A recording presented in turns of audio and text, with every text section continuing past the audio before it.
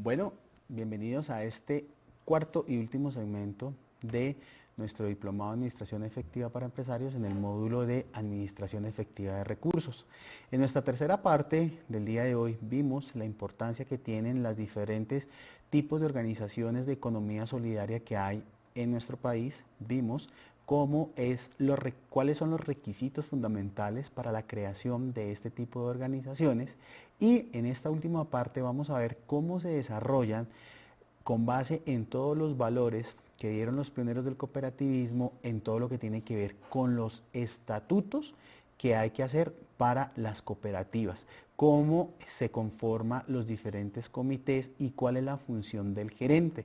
¿Por qué hablamos de la función del gerente? Algo que es característico entre la economía solidaria es que se vivencian mucho los valores, pero a veces se deja de un lado la gestión de la cooperativa y todo lo que es los objetivos como ella para hacer, como bien el profesor Alberto nos lo contaba, ya que son entidades sin ánimo de lucro, pero no son entidades sin ánimo de pérdida, yo siempre lo he dicho. Entonces, muchas veces hay cooperativas, se conocen casos de cooperativas que dejan de lado la parte de gestión y dejan morir la parte de la cooperativa desde la parte administrativa. Entonces, es muy importante tener en cuenta cuáles son esas funciones que tiene el gerente, cuáles son las funciones que tenemos nosotros como asociados a los diferentes organismos de la economía solidaria y cómo se puede maximizar para beneficio de todo. Entonces, profesor Herrera, usted dirá, ¿por dónde arrancamos en esta tercera sesión? Jeffrey, muchas gracias.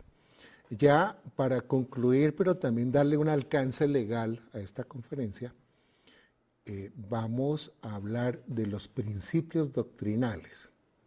Estos principios se aplican universalmente, es decir, en todo el mundo e independientemente de la ideología que tenga el país, llámese socialista o con cualquier otro tipo de creencia o religión. Si allí existen cooperativas, que de hecho las hay, aplican estos mismos principios. Fueron los principios de Robert Owen en nuestro primer segmento, de tal suerte que el fin lo hemos abordado como propósito y también como conclusión de esta conferencia, doctor Jeffrey, ¿sí te parece? Muy bien, profesor. Bien, los enuncio, ustedes toman nota y posteriormente yo empiezo a explicar cada uno de ellos. El primer principio hoy en día se conoce como adhesión libre, voluntaria y abierta. Se conoce en nuestro medio, en nuestros estatutos e inclusive a través de curiosos afiches que adornan las salas de espera de estas organizaciones como principio de libre afiliación. ¿Correcto?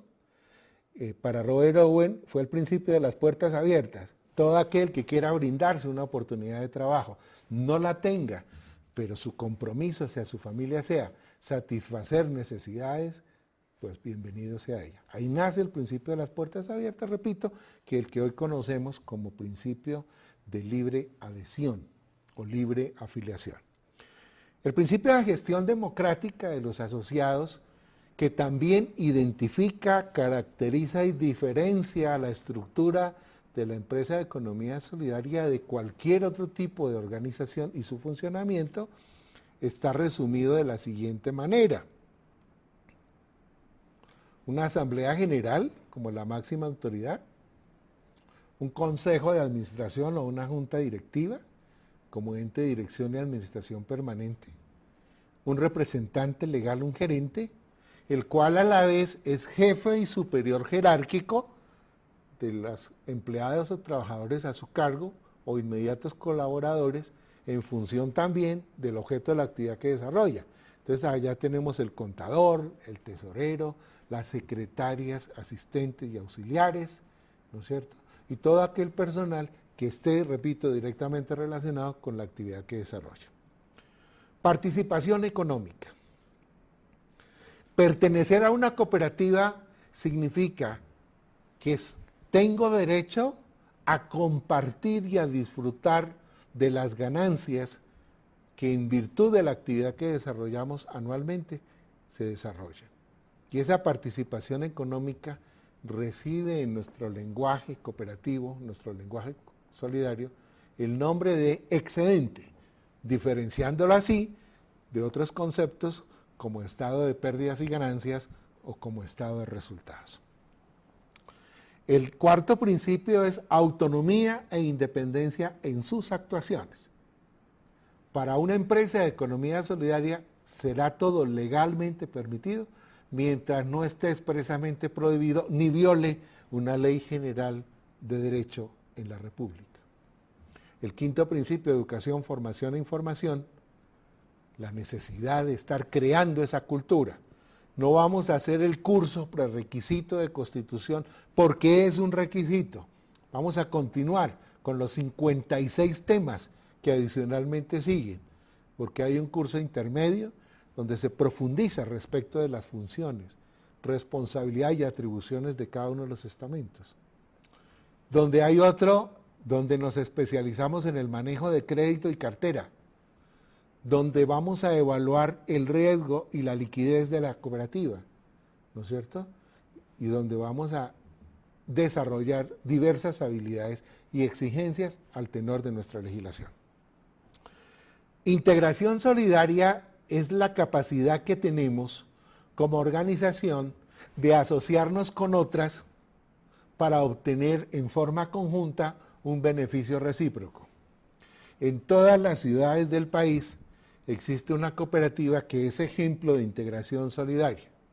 Hablo de Copserfún Los Olivos, donde curiosamente yo digo que usted solo pone el muerto. Ellos se encargan ya del ataúd, las 4 velas, la capilla de velación, la misa, el responso, agua aromática y tinto para los lambones chismosos que ven para ahí, ¿no es cierto? Usted solamente pone el muerto. Ese es un beneficio que se opta mediante la contribución de una cuota mensual mínima, pero que eventualmente cubre el costo de un sepelio que generalmente excede de los 3 o 4 millones de pesos. Y por último, aparece un principio que no fue original de Robert Owen, no fue de aquella época donde nace el movimiento cooperativo, sino que la Alianza Cooperativa Internacional en 1995 adopta, evocando la responsabilidad social corporativa, que se llama interés e impacto comunitario. Repito, eso se traduce en responsabilidad social corporativa y también lo adopta este tipo de organizaciones. Brevemente ahora, entonces voy a hablar de cada uno de ellos. En el primero, adhesión voluntaria libre y abierta. Usted está en capacidad de ingresar o retirarse libremente. Obviamente su ingreso estará condicionado a la actividad que desarrolla o al vínculo común que los asociados fundadores hayan determinado. Allí usted suscribe el acuerdo cooperativo, que para el caso de las cooperativas de trabajo asociado es un contrato donde el asociado no es trabajador, no es empleado ni subordinado, sino es socio, gestor y dueño, haciendo plasmar dicha condición de socio, gestor y dueño en un documento similar al contrato laboral de trabajo que, en virtud de la ley y el decreto 4588 de diciembre de 2006, recibe el nombre de acuerdo cooperativo. Surgen para ambos casos derechos y deberes, cuyo incumplimiento será sancionado disciplinariamente, cuyo cumplimiento también determinará su acceso al goce y disfrute del portafolio de servicios o los beneficios adicionales que tenga la cooperativa para sus asociados. Gestión democrática son las decisiones que se toman en consenso, decisiones que se toman por mayoría y que van a determinar directrices y políticas generales en el funcionamiento y en la prestación del servicio de la misma. Tercero, participación económica. Los excedentes se distribuyen en cabeza de los asociados anualmente, al cierre del ejercicio contable y dentro de los 3 primeros días calendario del año siguiente. Valga decir, entre el 1 de enero y el 31 de marzo de 2011, la Asamblea General de Asociados estará aprobando los estados financieros de fin del ejercicio, 31 de diciembre. Y si allí hubiese excedentes, dichos excedentes, a partir de un trámite legal específico, determinado en el artículo 54 de la Ley 79 del año 88, se determinarán de la siguiente manera. 20% para un fondo de protección aporte social, Este fondo tiene doble propósito. El primero de ellos es cubrir eventuales pérdidas de ejercicios presentes o futuros, sin afectar el monto de sus aportes sociales. Valga decir, aquí no se le va a descontar proporcionalmente a la pérdida mientras haya liquidez y disponibilidad en ese fondo de aportes sociales. Y en segundo lugar, el segundo propósito de este Fondo de Protección de Aportes Sociales es garantizar la liquidez suficiente para devolver sus derechos económicos al momento de su retiro. ¿Correcto? Esas son, digamos, la función. Hay un 20% de ese excedente bruto también con destino a la educación cooperativa. Hoy en día ese 20% cada entidad lo gira a través de las secretarías de educación de los departamentos, del distrito o al Ministerio de Educación Nacional como un aporte en libros, pupitres, tableros, utensilios, en bien de la población de niñez de bajos recursos, estrato 0, 1 y 2, específicamente habla de ello el decreto 2880 de 1999-2000, ¿correcto? Y un 10% con destino a un fondo de solidaridad. Con el remanente, valga decir, el 50% restante, se pueden crear a decisión de la asamblea. De ahí la importancia de que usted como asociado asista a dichas reuniones, se haga presente en ellas y participe activamente en la toma de decisiones, se podrán crear o mejorar los servicios existentes. Creamos nuevos, aumentamos la capacidad de endeudamiento, aumentamos la capacidad para esta vez no prestar 1 a 2 ni 1 a 3, sino tal vez 1 a 5, obviamente con el lleno de las garantías legales. Segundo, crear fondos o reservas especiales. Si usted quiere que la cooperativa tenga su sede propia, pues se irá ahorrando, se irá creando ese fondo anualmente hasta que llegue el momento de que exista la liquidez suficiente para pagar una cuota inicial, adquirir un lote de terreno o iniciar la construcción de la sede de su cooperativa. Tercero, revalorizando el valor de los aportes sociales en el tiempo. Dicha revalorización se hace de acuerdo con el IPC declarado por el Gobierno Nacional al cierre del ejercicio y se aplica en forma igualitaria para todos los asociados, independientemente de su antigüedad o monto de los aportes. ¿Qué quiere decir? Que el aporte de 1960 de mi abuelo, que equivale a 500 pesos de esa época, hoy no puede ser una devaluada moneda de 500 a su retiro, sino que debió haberse ajustado durante los 51 años restantes, ¿no es cierto?, para hoy recibir lo que en ese momento con 500 pesos de 1960 se podría adquirir. Ese es el propósito de esa tercera opción, llamada revalorización de aportes sociales. Y por último, distribuyéndolo equitativamente también entre los asociados y en forma proporcional a su participación o a la gestión de trabajo que haya tenido en la consecución de dicha utilidad, repito, llamada excedente.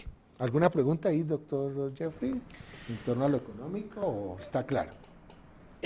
Nos hablan, esta es una pregunta personal. Cuando una persona entra al sistema de economía solidaria en cualquier empresa, cambian los conceptos. No se llama salario, sino se llama compensación, no se llama prima, sino tiene. ¿Usted nos podría contar un poco cómo es ese cambio en cuanto a lo que tiene que ver con la parte laboral? Correcto. A lo que hace referencia el doctor Jeffrey es cómo funcionan las cooperativas de trabajo asociado. Esto nos diera para nuevamente un segmento de 2 o 4 sesiones, pues han estado muy generalizadas. Ustedes tienen familiares que están vinculados a ella y que de alguna forma se sienten estafados o que su retribución no es justa comparada con otros modelos. Es muy frecuente y muchas veces también se da por desconocimiento de la misma norma. Las cooperativas de trabajo asociados se reglamentaron con la expedición de la Ley 79 en el año 1989 y estuvieron entonces dormidas por más de 20 años hasta que un abogado joven inquieto quiso proponerle a las empresas una reducción de costos en nómina de casi el 48% de las prestaciones sociales. Pues bajo la figura de la cooperativa de trabajo asociado, ya el patrono o empleador no pagaría cesantías, ni intereses sobre las cesantías, ni primas semestrales, ni primas vacacionales, ni primas navideñas. Cambiando la figura de contratación y adoptando ese privilegio que tiene el sector solidario de constituir su propio estatuto como régimen laboral. Valga decir que si la cooperativa de trabajo asociado que usted conoce quisiera pensionar a sus asociados con 10 años continuos de labor, con 20 años continuos de labor, sin límite de edad, dependientemente de que usted tenga 40 o 50 años, podría hacerlo, porque el estatuto de las cooperativas de trabajo asociado tiene primacía sobre el Código Laboral colombiano. De ahí entonces que se hayan adoptado prácticas de trabajo, prácticas laborales, que muchas veces para nosotros nos sorprenden y que muchas veces calificamos tras conocer los aspectos legales que regula el Código Laboral colombiano. De acuerdo a la pregunta del doctor Jeffrey, entonces veamos. El término sueldo o salario ciertamente se cambia por el de compensación. ¿Y por qué se cambia? ¿Por qué no es sueldo ni salario? Recordemos, lo dije anteriormente, usted no es en ningún momento empleado ni trabajador. Usted es socio, gestor y dueño de una persona jurídica cuyo propósito es crear condiciones y ambientes laborales para la satisfacción de necesidades básicas personales y familiares, y en ningún momento usted se acoge al régimen laboral colombiano. Entonces, como socio y dueño, pues recibo en dinero una compensación. ¿Correcto? Hasta ahí. Conscientes de que en épocas como la Navidad, son épocas en las que hay que hacer regalos, que se comparte en familia, con los vecinos, que adicionalmente se hace necesario adornar la casa, pues se ha determinado que sin llamarse prima navideña, prima semestral, hayan unas deducciones de esa compensación ordinaria que prevean que el asociado tendrá el equivalente a una prima, pero esta vez como una bonificación o como un auxilio, auxilio anual, auxilio semestral, bonificación navideña, bonificación por vacaciones o por descanso. Le dan muchas figuras diferentes a ello. Sin embargo, tienen las mismas oportunidades de disfrutar de esos recursos para vacaciones o con motivo de las fiestas de diciembre. Adoptan unos regímenes que son de trabajo, razón por la cual no se laboran 8 horas. La jornada laboral está determinada por los mismos asociados y queda constancia de ello en el contenido de los estatutos. ¿Sí? Pudiendo, por ejemplo, trabajar como jornadas ordinarias de trabajo 10 o 12 horas. ¿Quiénes trabajan 12 horas? Todas las personas vinculadas en el sector salud, entran a las 6 de la mañana, salen a las 6 de la tarde. El servicio asistencial de salud es un servicio permanente de 24 horas, no solamente para los pacientes allí, sino toda la persona que llega en una urgencia, reclamando un tratamiento médico. Y celadores, personal de vigilancia, que tienen así. Hay otros sistemas, otros regímenes de 6 horas, de 4, dependiendo del esfuerzo o agudeza visual. Todo ello quedará plasmado dentro del régimen de trabajo. Un trabajo que también será compensado, será retribuido, y entonces aquí ya vemos la compensación ordinaria, que nunca podrá ser inferior al salario mínimo mensual legal vigente. Hoy en día el salario lo tenemos en 515.000 pesos, ¿no es cierto? Quiere decir que en virtud del decreto 4588, ningún asociado, hechas las deducciones, podrá recibir mensualmente menos de dicho monto, menos de dicha suma. Lo que hace que el salario mínimo de las personas que hoy están afiliadas a las cooperativas de trabajo asociado no sea del valor declarado por el gobierno, sino esté en promedio entre 850 y 950 mil pesos como compensación mensual. ¿Para qué?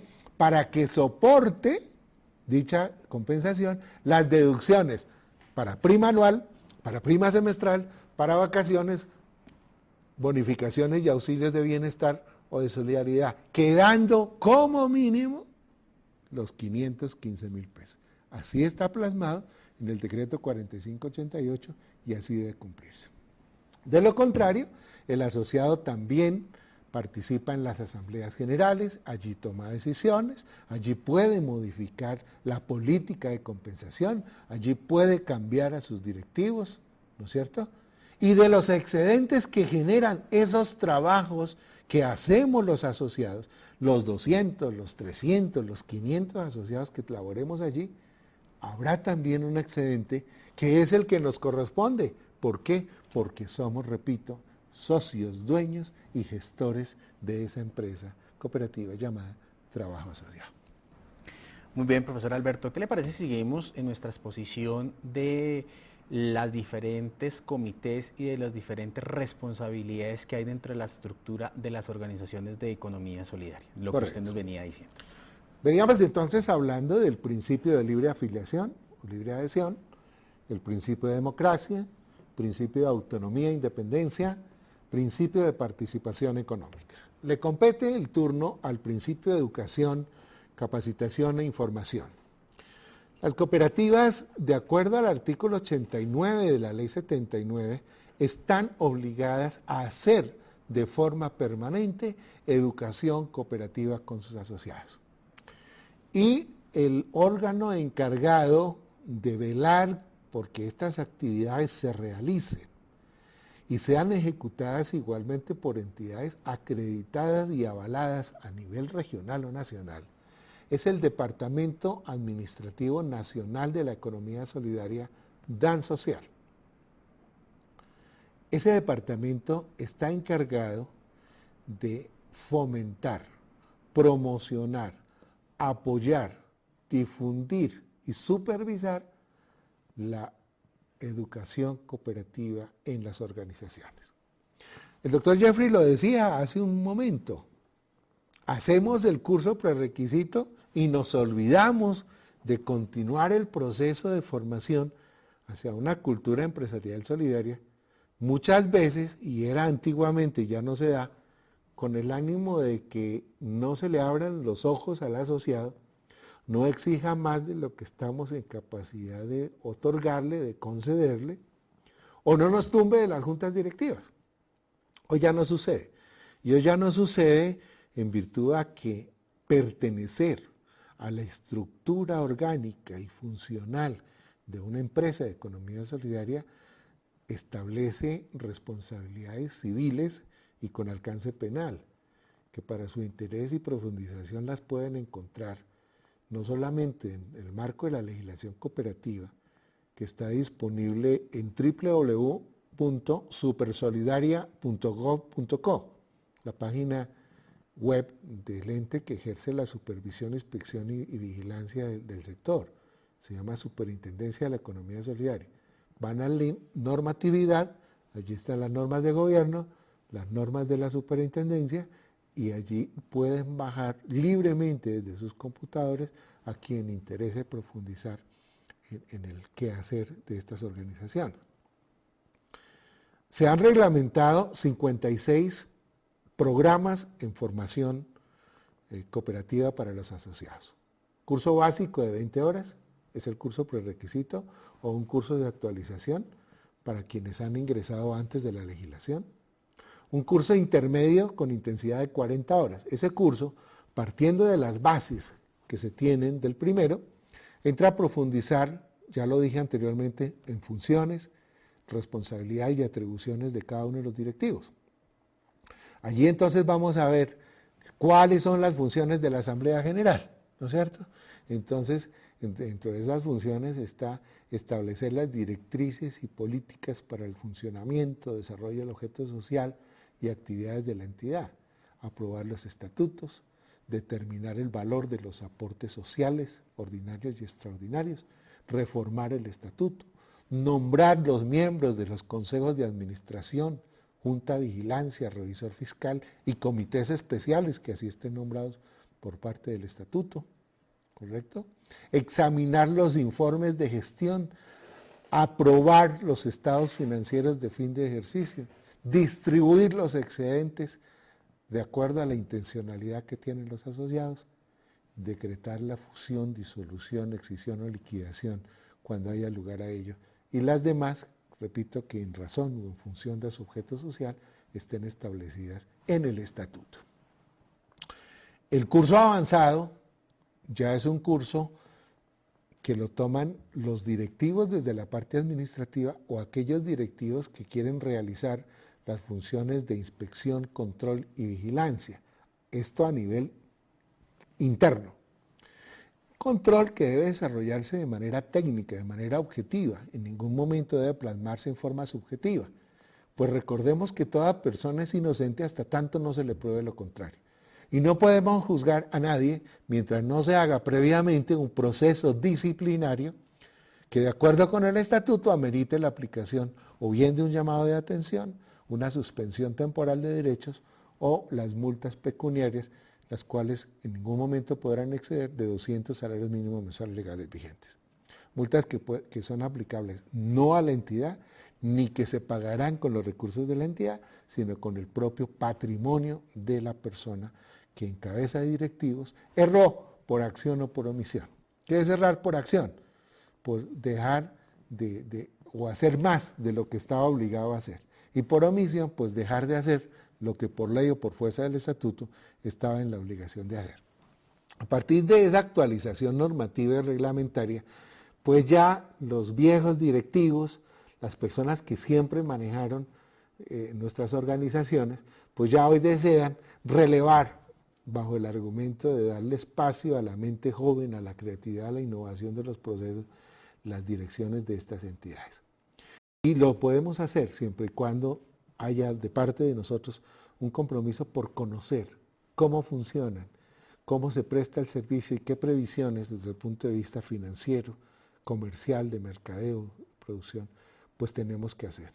Pues equivale también a manejar los intereses de 50, 100, 300, 500 o 1000 asociados y recursos que pueden ir y que crecen quincenalmente, pero que pueden ir desde 10 millones hasta miles de millones de pesos, como hoy los registran más de esas 250 grandes cooperativas en el país.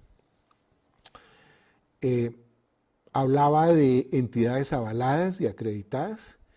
Aquellas entidades que quieran impartir educación cooperativa deben solicitar dicho aval, dicha acreditación al DAN Social. Ustedes las pueden consultar también ingresando a www.dansocial.gov.co. Ahí hay un link, entidades acreditadas, y allí encontrarán no solamente las que operan a nivel nacional como Fundación Coherencial, sino también las que operan en cada una de las regiones a las cuales ustedes pertenecen.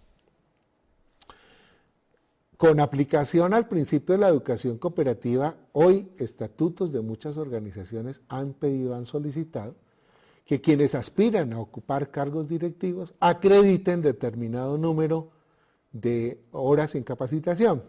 Va eso entre 80 y 120 horas certificables ante la asamblea o ante el ente encargado del proceso de selección, pero certificables dentro del año inmediatamente anterior al de su postulación, porque curiosamente traen diplomas de 1960, ¿no es cierto?, cuando se hablaba de cuna mutual y bajo un régimen completamente diferente al que hoy estamos hablando. Son medidas buenas, son medidas que le aseguran que habrá una buena gestión transparente y responsable. Suelo decir también en mis conferencias, ninguno de nosotros se subiría a un nuevo avión de Avianca conscientes de que los dos pilotos no han tenido experiencia de vuelo y que si bien es cierto se graduaron de su colegio, no conocen una nube. Pues aunque el viaje sea gratuito, la verdad lleva en sus manos la vida y los intereses de 180 o 200 personas De ahí que no deberíamos cometer el riesgo. Lo mismo sucede, quienes quieran ocupar los consejos de administración, las juntas directivas, las juntas de vigilancia, los comités de crédito, comités de bienestar o deportes, deben tener cierto conocimiento, acreditar cierta experiencia y aptitud para garantizar que no nos llevarán a un fracaso pronosticado. ¿Alguna pregunta, doctor Jeffrey, en educación cooperativa? No, podemos continuar para darle ya cierre a esta parte. Cooperación entre cooperativas lo definíamos como el principio de la integración cooperativa. Allí fue donde coloqué el ejemplo de los servicios exequiales, no siendo el único. Las cooperativas suelen suscribir convenios con entidades odontológicas, con servicios médicos especializados, que no cubren el POS y que la cooperativa, con base y con cargo a sus excedentes, por decisión de sus asociados, eventualmente quiere dejar cumplir. Otros convenios se enterarán ustedes en las carteleras de las cooperativas, a los cuales podemos acceder con descuentos preferenciales, no solamente la adquisición de ropa, vestuario, sino también programas turísticos de recreación familiar o cursos en los cuales también las esposas, los compañeros pueden aprender una nueva disciplina y contribuir así a la generación de un ingreso adicional en el marco familiar, en el marco del componente.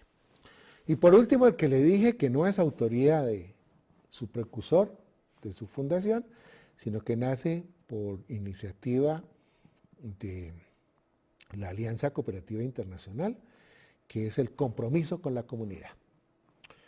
Y si en la entidad de la cual usted hace parte hay 50 asociados y aplicamos el factor familiar a esos 50 asociados, pues el impacto que tiene esa cooperativa en la prestación de un buen o un mal servicio se ve reflejado en 200 personas.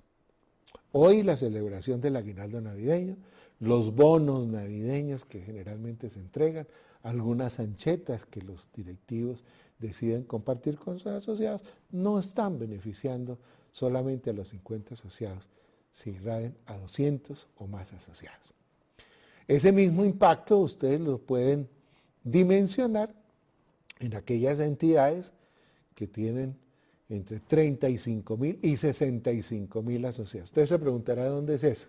Pues curiosamente casi un 65% de las cooperativas en el departamento de Antioquia son cooperativas financieras donde en promedio cada cooperativa tiene de 35.000 a 65.000 asociados activos, contribuyendo de esa forma al desarrollo de sus comunidades y al bienestar individual y familiar de todos sus asociados. Definíamos entonces en la diapositiva cómo la cooperativa trabajará para su desarrollo sostenible, trabajará para el desarrollo de su comunidad por medio de políticas aceptadas y aprobadas por parte de sus miembros.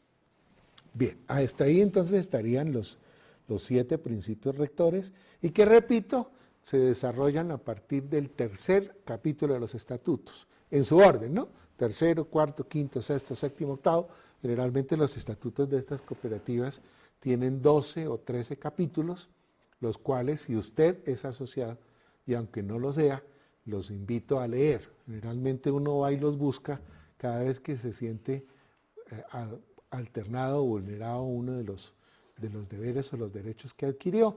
Sin embargo, si usted hace una lectura de ellos, se sorprenderá también de todos los beneficios y provecho que puede sacar de su vínculo de asociación, de su vínculo de afiliación. Doctor Jeffrey. Profesor Alberto, pues muy interesante la charla del día de hoy, ver este modelo de lo que tiene que ver con el modelo de asociatividad, del modelo de cooperativismo como se conoce en el medio. Y lo más importante es que cada uno allá, desde los centros asociados, mire el modelo, mire si usted lo puede aplicar, mire cuando hablamos de colocar una nueva empresa, también cabe todos los conceptos que hemos visto acá. Todo a una buena gestión como lo venía diciendo, de cualquier organización es importante hacerle un proceso de planeación, el proceso de planeación estratégica, darle una buena estructura. Y es muy importante también que no solamente las organizaciones tradicionales, sino también innovar y atrevernos a hacer cosas diferentes. Y es una alternativa que hoy en día tenemos en nuestro país, que nos debemos preparar para hacerla, que tenemos muchas oportunidades para hacerla y esta es realmente la importancia. Esperamos que el día de hoy ustedes hayan aprovechado esta charla que nos ha dado el profesor Alberto Herrera desde todo el tema de lo que es una organización de economía solidaria, de su estructura, de todo lo que tiene que ver con sus requisitos, pero algo que es muy importante, desde todo lo que tiene que ver con sus valores, como esa parte estructural, como esa parte de los cimientos. ¿Por qué hacemos harto énfasis en el tema de valores?